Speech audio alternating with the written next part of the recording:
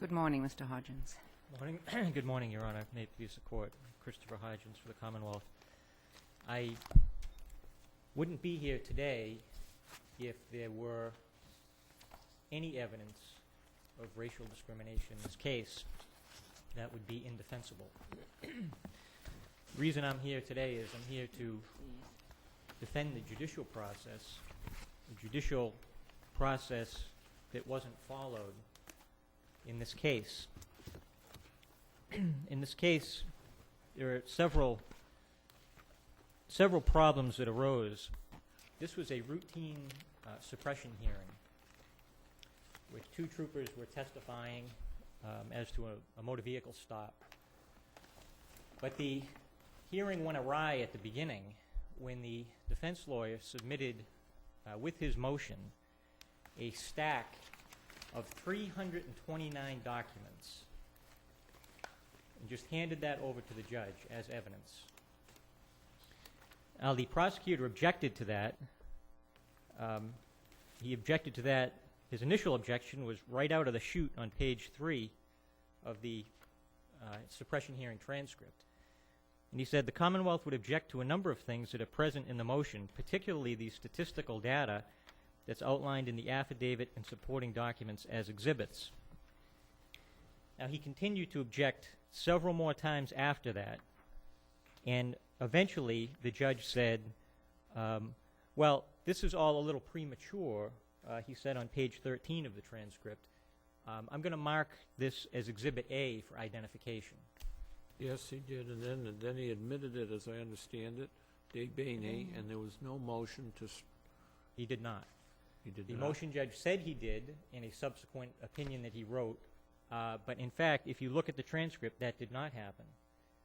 What he admitted to Bene was on page 23 of the transcript, and the only thing he admitted to Bene was the testimony of Aaron Jones, who was a non-police witness, who testified about his interaction with Trooper Shagru on another evening.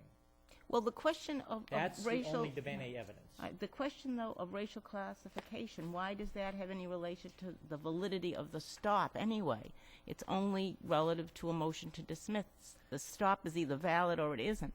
Absolutely. That added to the confusion in this case. The defendant, in the course of this, as I said, a routine suppression motion, was trying to superimpose this motion to dismiss, which he never even couched as a motion to dismiss. The judge never even viewed it as a motion to dismiss. He always viewed it as part and parcel of the suppression motion.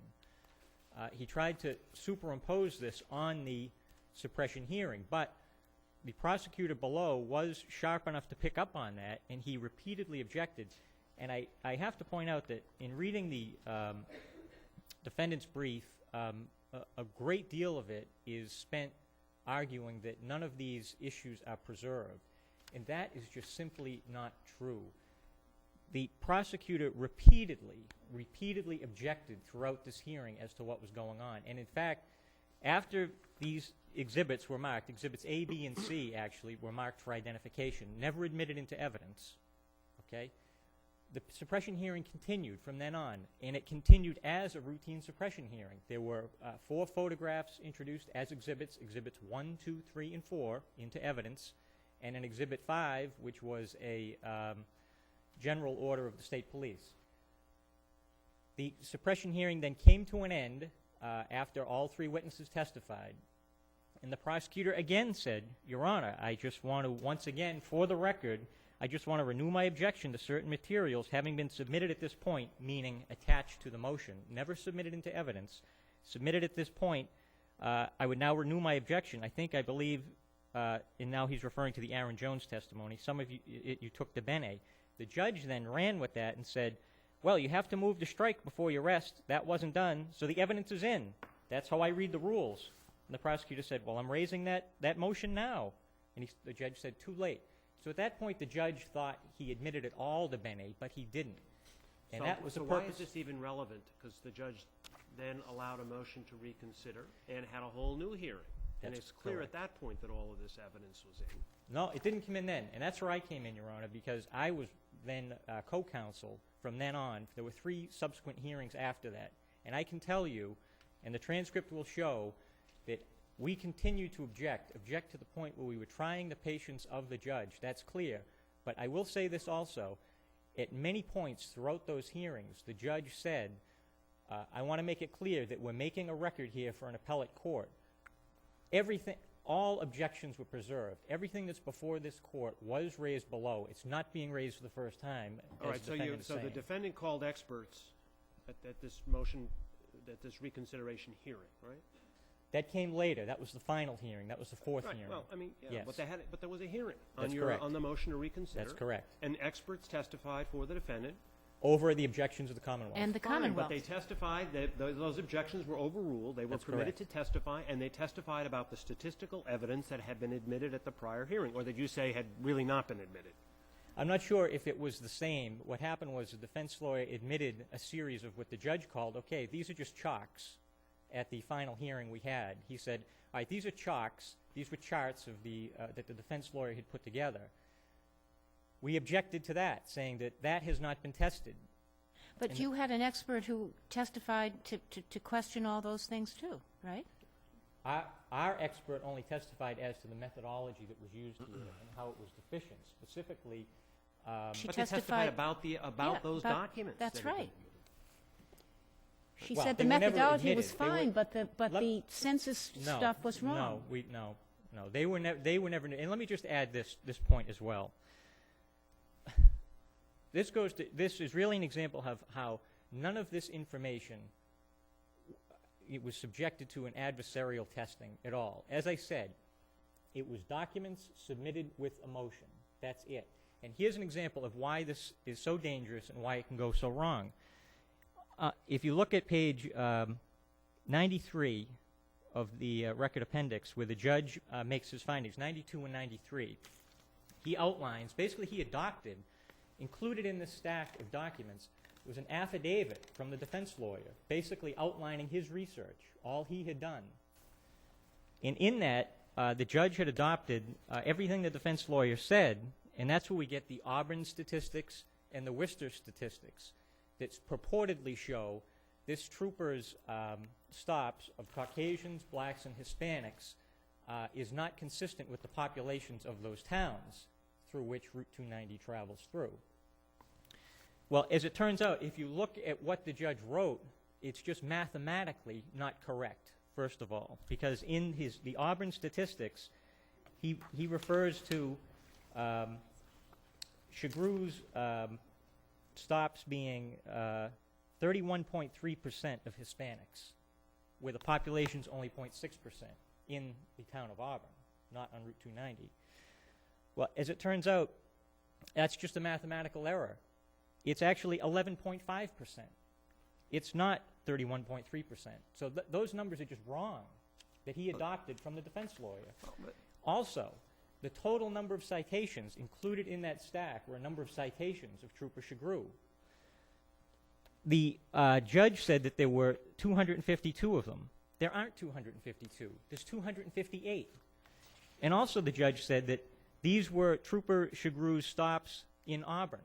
They weren't Trooper Chagru stops in Auburn. 94 of them were Worcester stops, and 50 of them were Auburn stops.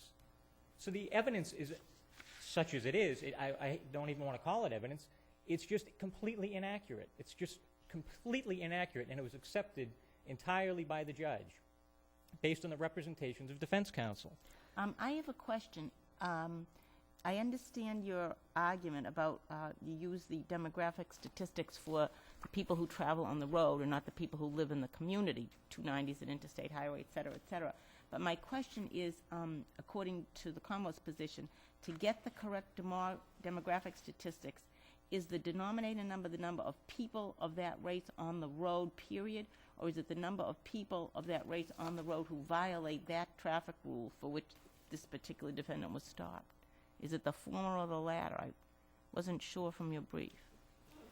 I'm sorry, could you say that again? Okay, to get the correct demography, the demographic numbers, according to the Commonwealth's argument, you don't use the population of Auburn and Worcester. You use the population of people on the road. You have to have somebody there watching yes, the I drivers. understand, Okay. yes, okay. So is your question that you get the number of people of that particular race who were on the road during whatever time period you're looking at, Or do you get the number of people of that race on the road who violate that traffic rule? Yes, Which the is it? proper way to do this, which was not done in this case, if you really want to measure an individual officer's conduct against his history, his citation history, you have to look at the motoring population that's violating that particular law. Well, how do you find that out?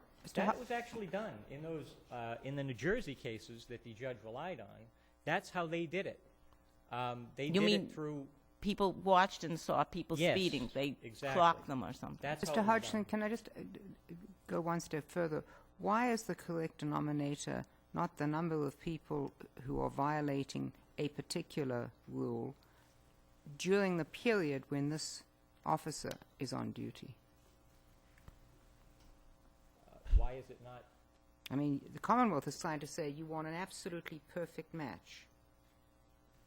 And I understand the argument about it's not the population, it's people who are on the road. Well, then you say, no, it's people who are on the road who are speeding. The reason for that is the essence of an equal protection claim is differential treatment. No, I And that's understand. the best way to show No, I'm asking you differential why isn't it even more narrow, which is differential treatment during the period of time when this officer is on duty? Well, I think that but yeah, I mean, ideally, yes, that would be even better. In fact, that's what the Commonwealth's expert was testifying to that. The closer you can get to replicating the exact circumstances that closer. the trooper It's is facing, closer. the better your data is going to be. The Yeah, well, better that your goes to the data. weight, that goes to Right. the weight of the But in this evidence. case, there was no attempt at all to replicate But what what the trooper was what I'm facing. suggesting, Mr. Hodgson, the best would be to have the same day and time and watching this Yes. person. Oh. So it's the closer you get there, you have to weigh that as a balancing factor. That's That correct. doesn't mean that you can't use larger demographic data.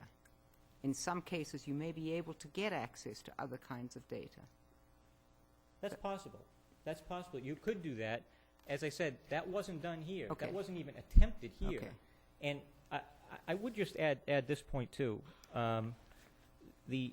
If there is, I think the most important thing I could say here today is there was a reference to, well, the Commonwealth has referred to this data too. But of course, that's in defense of this prima facie case that we're referring to it. I'm not saying that any of this was admitted into evidence. But if you're accepting that some of this came into evidence or all of it did, if you just look at the handful of citations of Trooper Shagru that are in the Commonwealth's appendix, there are 16 of them.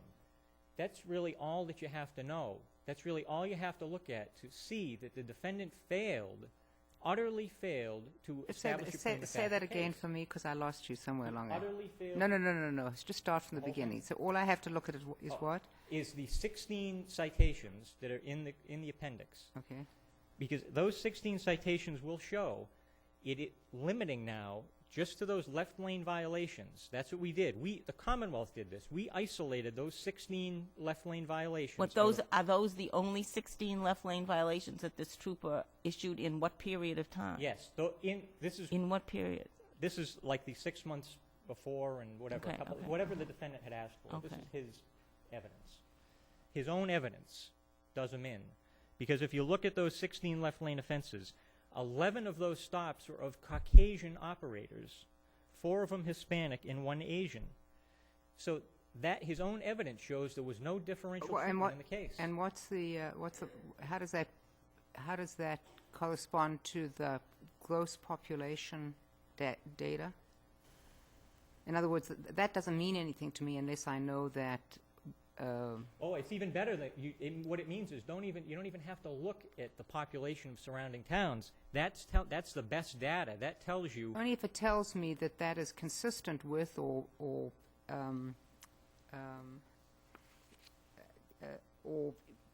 better than the data for for the local population. It's much Are you better because it shows even-handed application of the law. He's not just stopping Hispanics. No, he's not stopping just everybody. stopping. He's not just stopping Hispanics. Is he stopping a greater percentage of Hispanics? A greater percentage. Well, but see, this is a bit of a trap, and I think that the motion judge fell into this trap that the defendant had set, because the question under equal protection analysis is not how do we measure up to the general population. The question under the line of cases from Massachusetts that I would add were never were cited, not followed by the motion judge, and even now they're not even in the defendant's brief now. The Commonwealth versus King, Franklin Fruit, long line of cases from this court never followed in this case. And if you look at those cases, you can see that what we're looking for is an even-handed application of the law. Was this law applied to everybody? It doesn't have to be measured against any sort of statistical standard. It's much simpler than that. Was he enforcing this law, directing it just at Hispanics, as in the Yik-Wo v. Hopkins U.S. Supreme Court case, where all of the Chinese applicants were denied That's their... saying you never could have statistical evidence is irrelevant. It's only sort of intentional discrimination, and obviously there are other ways to prove that. Differential treatment. That's the phrase. Right, and we can't Differential tell from this. We treatment. simply can't. If what you're suggesting is as long as one white person was cited, then it's okay. I'm not even going to go that far because we don't have to. Given what we have in front of us here in this record, we have out of 16 citations, Depends. 11 were Caucasian. It depends. Not Depends just on one. the population. It's got to be compared to something. Now, Yeah. I would agree with you that the populations of the cities and towns doesn't make any Well, sense here. But it's got to be compared to either the number of actual violators on the road in different races, or at least the number of travelers by race on the road. I disagree with that, and this is why. This is why. In United States versus Armstrong, which I believe that's a U.S. Supreme Court case that really is this case. That's this case. It isn't this case, Mr. Hodgson. If your time is up, but you can try and tell me If why I it could is. just point out the U.S. Supreme Court said more than 90% of persons sentenced in 1994 for crack cocaine trafficking were black, and 93.4 convicted of LSD dealers were white. 91% of those convicted of pornography and prostitution were white. It goes to show that crime is not committed based on any racial or ethnic group's given share of the population. That's just illogical. That is not true, and that's where the defendant led the motion judge, and he's trying to lead you today. Thank you, Mr. Hodgson. Thank you. Mr. Smith? Good morning. May it please the court, I represent Andres Lora, and for what it's worth, I'm here because this case is so very troubling. All of this would make sense, the whole discourse relative to the traditional selective prosecution, if you will, cases. The problem is those cases simply don't apply to a circumstance like this where we're trying to ascertain about stops. It simply is inapplicable. What is inapplicable? The traditional selective prosecution paradigm, Your Honor, is It's perfectly applicable. well, it's predicated on offenses. It's predicated on, is there a disparate rate vis-a-vis any given offense, or perhaps group of offenses? Now we say stops. Correct. Why don't we use the word stops as opposed to offense? Traffic violation stops as opposed to offenses. Well, correct. But again, this is different from those cases because those cases deal with prosecutions and enforcement, whereas here we have the issue of stops. It is such a larger... Now, we have the issue of enforcement. I mean, the police can engage in selective prosecution by not arresting anyone of a certain race while arresting others of a different race. But again, Your Honor, what the factual record here establishes is both through statistics and through circumstantial evidence, the fact that there was a disparity vis-a-vis stops, as was discussed. Well, no, but this disparity between stops is all very interesting, but we're talking about similarly situated people being treated differently because of their race. So that's the showing you have to make. Correct, and those similarly situated people, Your Honor, being people out driving on the roads. Well, then, wait, Committed the same offense. do you use the why then, if there are people out on the roads, do you use the demographic factor of the population of Auburn and Worcester rather than the demographics of the people driving on the roads? Thank you for that question, Your Honor. And I would ask the court to think of this. In all of the employment discrimination cases from this court, from the appeals court, there has never been a required statistical paradigm that has to be proved. It is an issue, plain and simple, for the trial court, in this case for the motion No, judge. but No, I don't understand your answer, I'm employment sorry. discrimination cases or other ones spend a fair amount of time talking about what is the relevant comparative population that you're measuring against, you know, whether it's not hiring or whatever. I mean, Correct, but and for so I think instance- Justice Cowan's question is, why is the population of Auburn or Worcester relevant to who gets stopped on a it's I-290, isn't it? Correct. I mean, you know, It's an that's going interstate straight road. through. Another problem with that, to take it one step further, another problem with saying that that has to be the concrete standard that is to be I'm not used. saying what it should be, but all she's saying is, why is it this group? Why is it the population of these one city and, well, I guess two cities? I would suggest if you take every single statistical model that has been mentioned by the Commonwealth, that was mentioned by the experts at the hearing, and the defense experts, if you take all of those and you take the ones that are encompassed in the Northeastern study, none of them are perfect. But the thing is, relative to the issue with the roads, Your Honor, it would be true with respect to any road. The mere fact that this is an interstate highway, frankly, I think is a bit of a non sequitur. You might have more people who are not from Auburn, not from Worcester. for Mr. instance. Smith, let me But see- the let me- same would hold true in every That's road. right, so, As I but so then, As I understand it, 90% of the people ticketed on this road actually weren't from Auburn at all. But again, I would suggest that the statistical data here, combined with the facts and circumstances surrounding the stop, suffice to raise the inference that this was, in fact, a racially motivated stop. I would ask the Mr. court, how Smith, else could Mr. this be proved? Well, that actually was going to the question I was going to go to. One of the things that we have looked at where you have to determine what an appropriate comparison group is,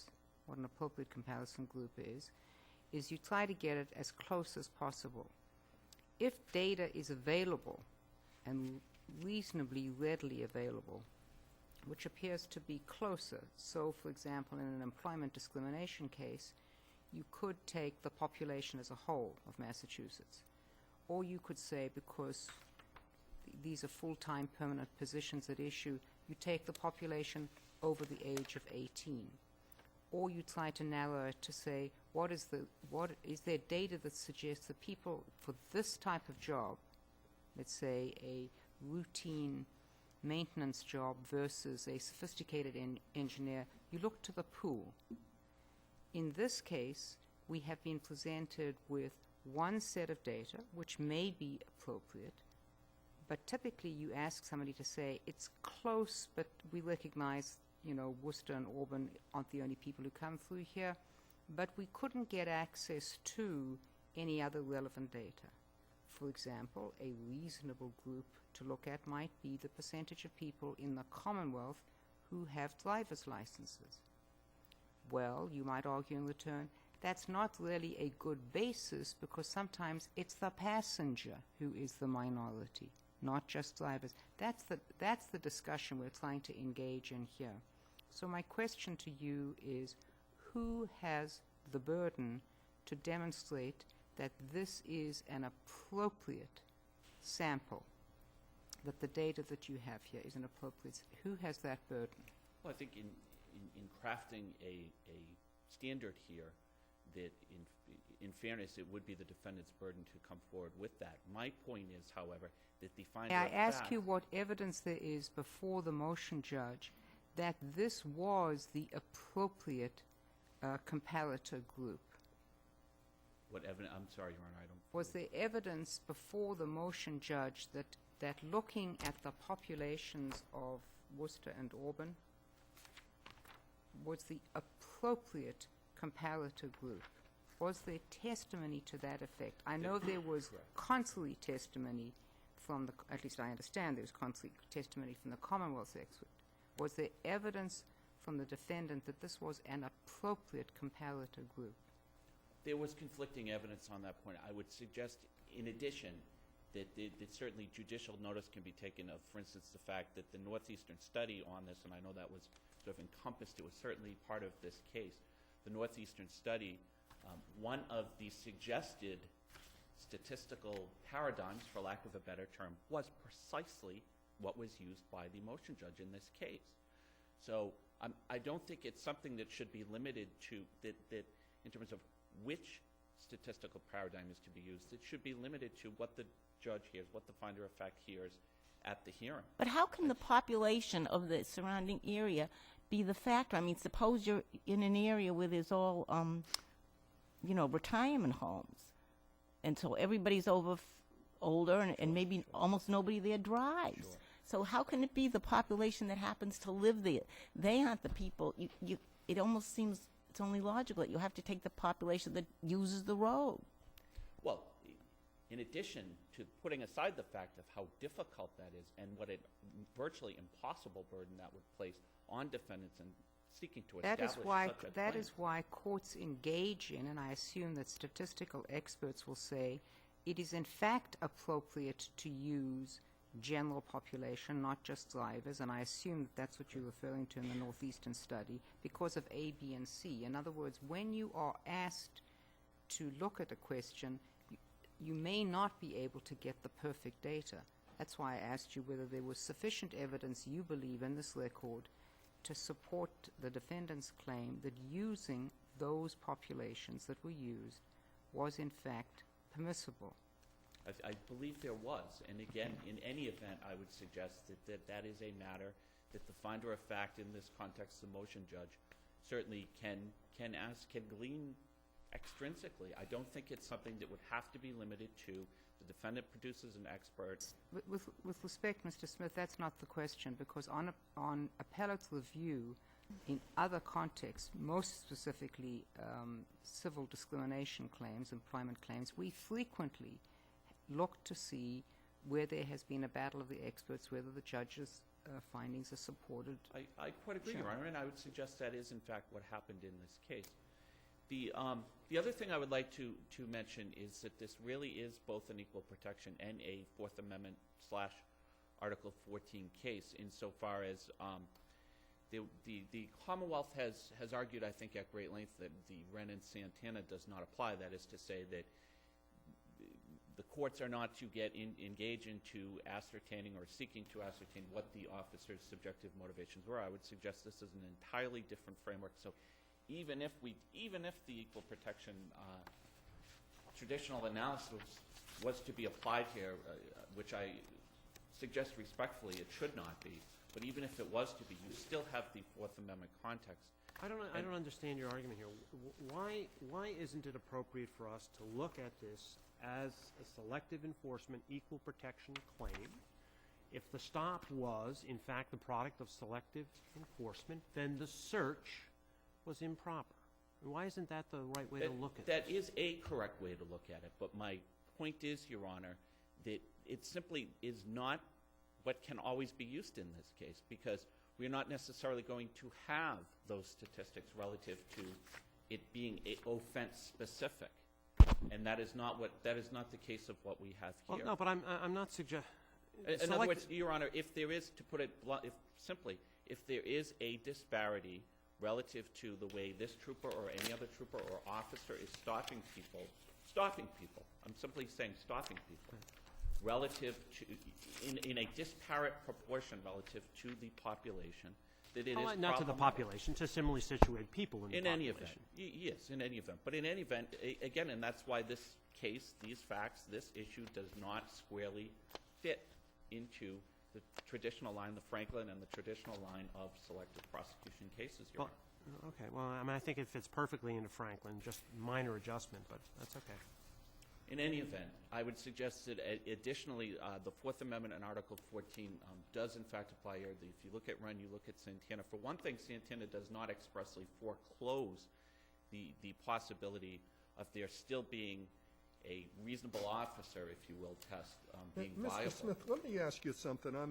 I've been curious about. Did I misread here that your data was that Shrugru stopped Hispanics at a rate of 1,960% higher than that of Caucasians? That was in the judge's findings. I would suggest my brother had argued here this morning, and the Commonwealth had argued in their brief, I think it was sort of later in their brief, that those statistics were not accurate. I would suggest even if they're not accurate, they still tell a very compelling story. But again, How can they tell a compelling story if they're not accurate? Well, I mean, I because did they the still math. When show I a when I read disparity, your Your Honor. brief, I did the math. I didn't know at first that the judge's statistics are wrong. And I spent a long time saying this can't be right, can't be right. And it turns out it wasn't right. The Commonwealth later argued, it showed in its brief how the judge had used the wrong facts, the wrong numbers, and had come out with the wrong statistics. Yeah. So but how can you say that then it's okay, even if they use the wrong statistics? because there is still a disparity.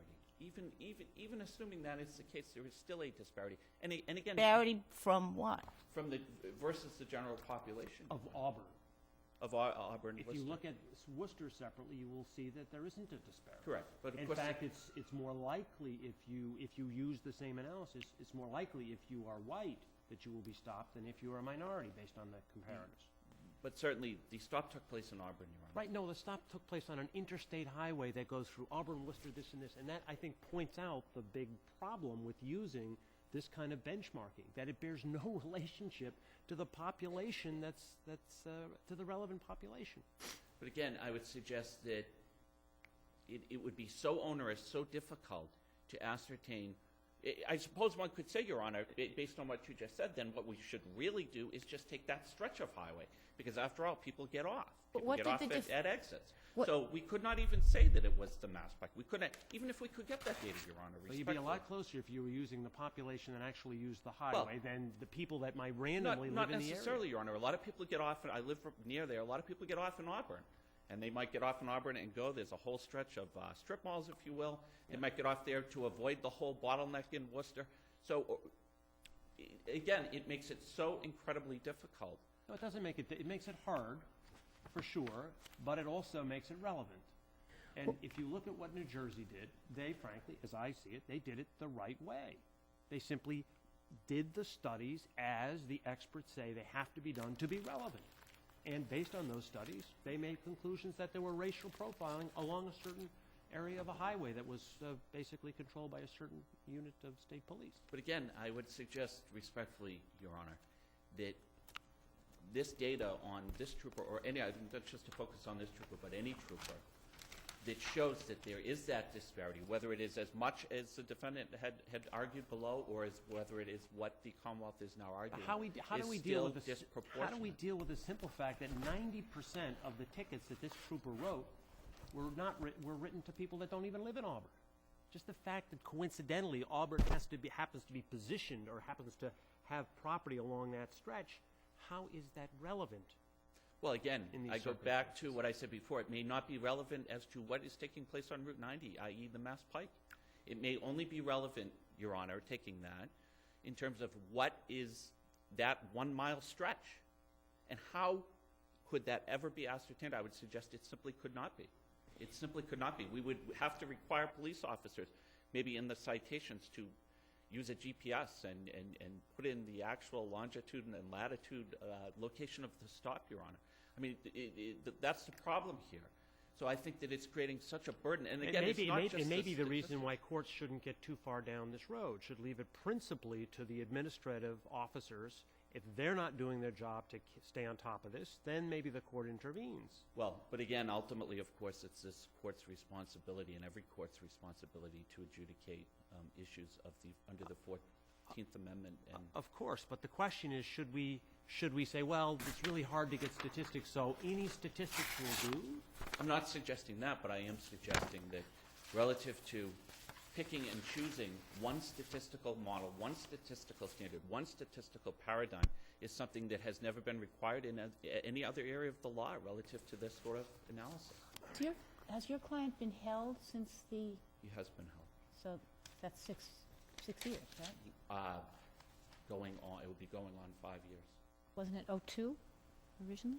Or was it the end of It was '02? 03. Why is it taking so long? All of the litigation below, as my brother outlined, there were numerous hearings and whatnot, and then by the time the transcripts were done. If there are no further questions. Thank you, Mr. Smith. Thank you. We'll take a short break. All right.